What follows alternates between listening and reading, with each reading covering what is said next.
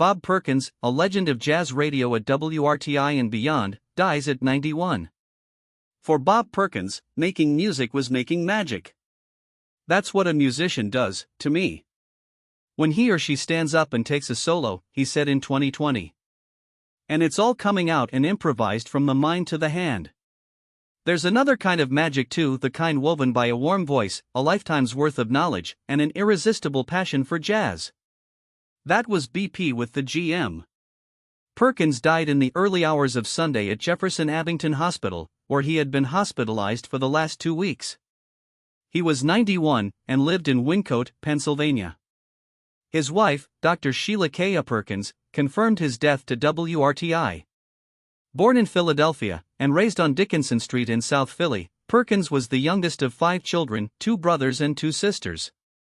He actually began his broadcasting career in Detroit in 1964, before moving back to his hometown 5 years later to work for WRTI.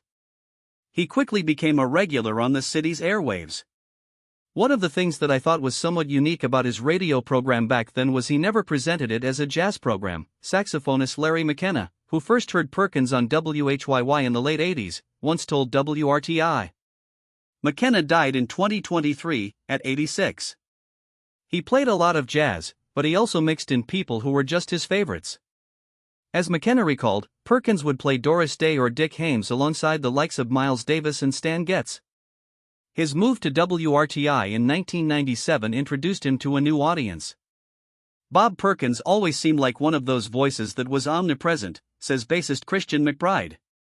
He carried a lot of history and he was a legacy unto himself, so he could play things and share things with the audience from a vantage point that most DJs don't have.